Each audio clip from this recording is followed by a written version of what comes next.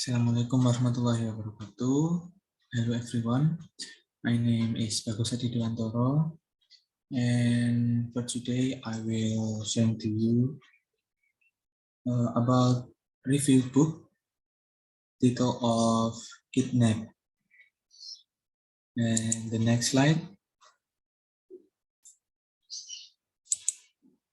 This is a picture about the book Kidnap and created by Robert Louis Stevenson.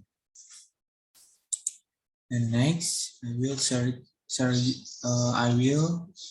telling about introduction first.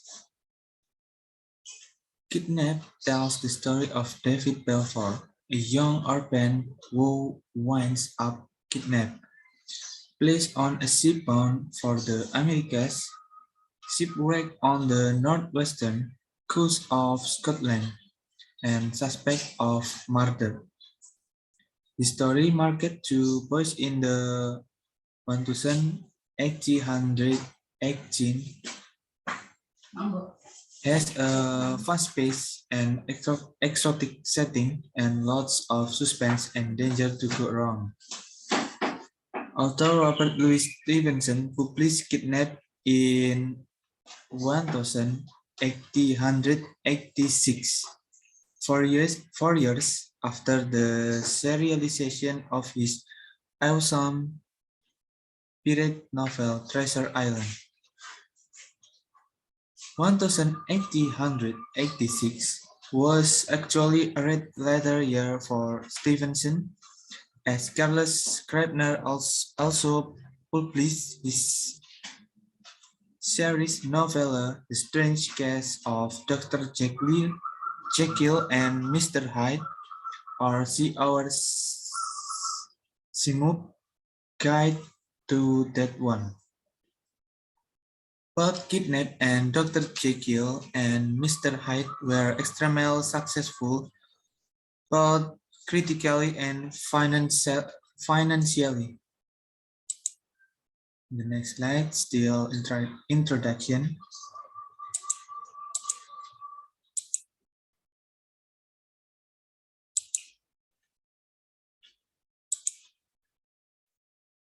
In her preface to the biographical edition of Kidnap, Stevenson's wife Fanny wrote that her husband had a strong interest in the pretty violent history of Scotland in the 17th and 18th centuries. Stevenson was born in Edinburgh, Scotland, and had traveled extensively in the Scottish Highlands as a young man. When he was looking for a follow-up the Treasure Island, he hit on the idea of an adventure set in Scotland with a main character exploring the country as a stranger might, while researching case files for a series of courtroom plays are never complete. Stevenson and his wife came upon the records of the trial of James Stewart for the 1751 murder of Colin Roy Campbell of the Glenor in the Highland district of Appin. This file gave Stevenson enough background information to begin his project. He wove together a real-life event, or the Appin murder, with the life of his fictional protagonist, David Balfour of South, or She What's Up with the Title. For more on Stevenson on relationship to David Balfour. And the next, I will explain about body for the story. In the book, the main character and narrator is 70 years old, David Balfour. His parents have recently died, and he is out to make his way in the world. He is given a letter by the Minister of Sending, Mr. Campbell, to be delivered to the House of South in Cremen, where David's uncle Ebenezer Belfort lived. David arrives at the ominous house of Saul and is confronted by his paranoid uncle Ebenezer, who is armed with a blunderbuss. His uncle is also miserly, living on Perich and Small Alley, and the house of Saul itself is partially unfinished and somewhat ruinous. David is allowed to stay and son discovers evidence that his father might have been older than his uncle, thus making David the rightful heir to the estate. Ebenezer asks David to get a cheese from the top of a tower in the house but refuses to provide a lamp or candle. David is forced to scale the stairs in the dark and realizes that not only is the tower unfinished in some place, but the steps simply and abruptly and fall into an abyss. David concludes that his uncle intended for him to have an accident, perhaps so as not to have to give over his nephew's inheritance.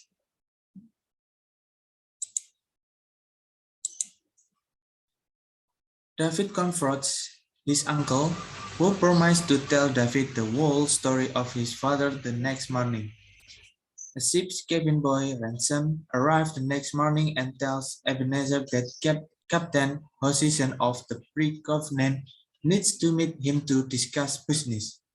Ebenezer takes David to appear on the third of 4, where Hosison awaits, and David makes the mistake of leaving his uncle alone with the captain while he visits the shore with Ransom. Hosison later offers to take them on board the brig for a drink and a brief tour, and David complies, only to see his uncle returning to shore alone in a skiff. David is then immediately struck senseless. David awakens, bound hand and foot in the hold of the ship, and learns that per arrangement with David's uncle, the captain plans to sell him into slavery in the Carolinas. But the ship encounters contrary winds, which drive her back toward Scotland. Fogbound near the Hebrides, they strike a small boat. All of the small boat's crew are killed except one man, Alan Peck Stewart, who is brought on board and offered Hosison a large sum of money to drop him off on the mainland. David later overhears the crew plotting to kill Alan and take all his money. David and Alan barricade themselves in the roundhouse where Alan kills the murderous Xuan and David wants Hosison. Few of the crew members are killed outright, and the rest refuse to continue fighting. Hosison has no choice but to give Alan and David passage back to the mainland. David tells his tale to Alan, who in turn states that his birthplace, Appin, is under the tyrannical administration of Colin Roy of Glenner, the king's factor and a Campbell. Alan, who is a Jacobite agent and wears a French uniform, vows that should he find the red fox, he will kill him.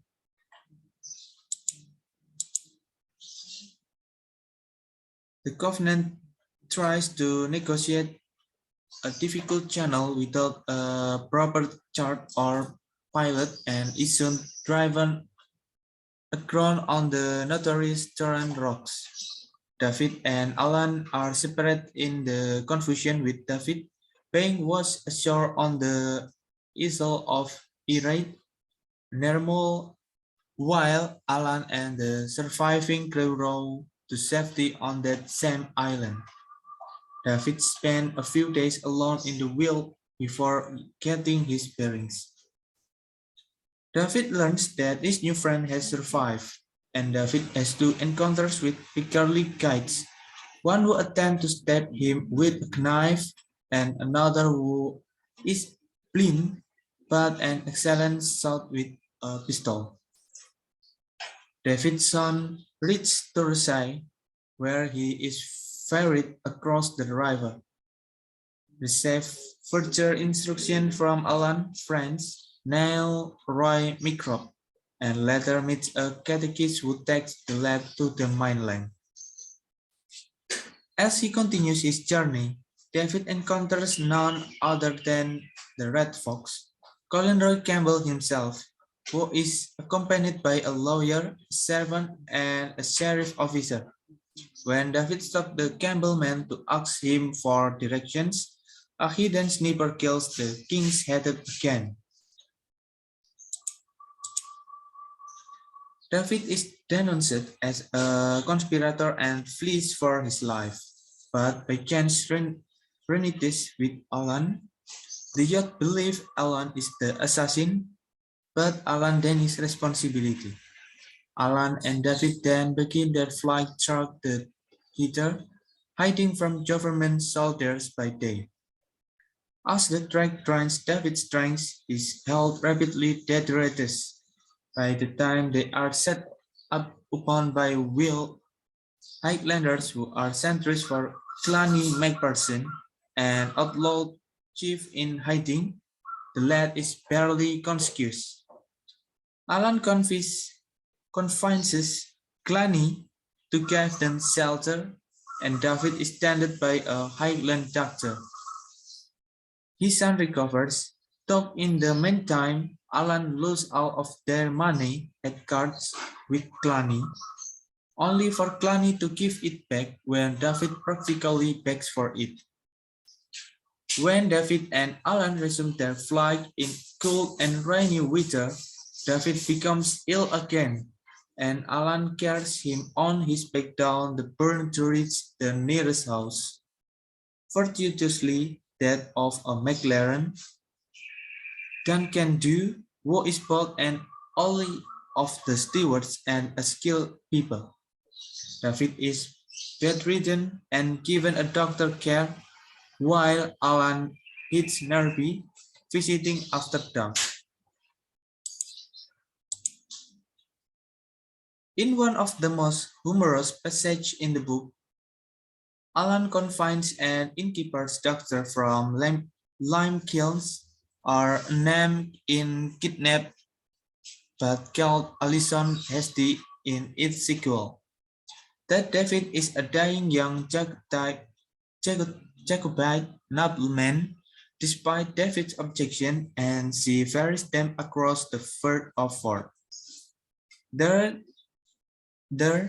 they meet a lawyer of David's uncle, Mr. Rankeller, who agrees to help David receive his inheritance.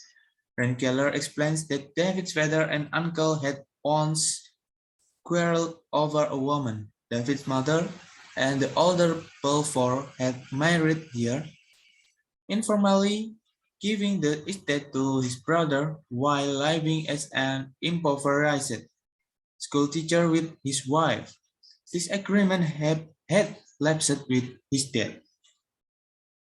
David and the lawyer hide in bush outside Ebenezer house while Alan speaks to him, claiming to be a man who found David nearly dead after the wreck of the covenant and says he is representing Folk holding him captive in the Hebrides. He asks David's uncle whether Alan should kill David or keep him. The uncle flatly denies Alan's statement that David had been kidnapped, but eventually admits that he paid Hossein £20 to take David to Caroline. David and Rankeller then emerge from their hiding place and speak with Ebenezer in the kitchen, eventually agreeing that David will be provided two-thirds of the estate's income for as long as his uncle lives. And the novel ends with David and Alan parting ways on Casterpine Hill. Alan returns to France, and David goes to a bank to settle his money. And last topic is conclusion. Kidnap is a historical romance, but by the time it was written, attitudes towards the genre had evolved from the earlier insistence on historical accuracy to one of vitalfulness to the spirit of a bygone age. In the words of a critic writing in Bentley Miscellany, the historical novelist must follow rather the poetry of history than its chronology, and his business is not to be the slave of dates. He ought to be faithful to the character of the epoch. Indeed, in the preface to Kidnap, Stevenson warns the reader that historical accuracy was not primarily his aim, remarking how little I am touched by the desire of accuracy. Stevenson present the Jacobite version of the Appin murder in the novel, but sets the event in 1751, whereas the murder occurred in 1752.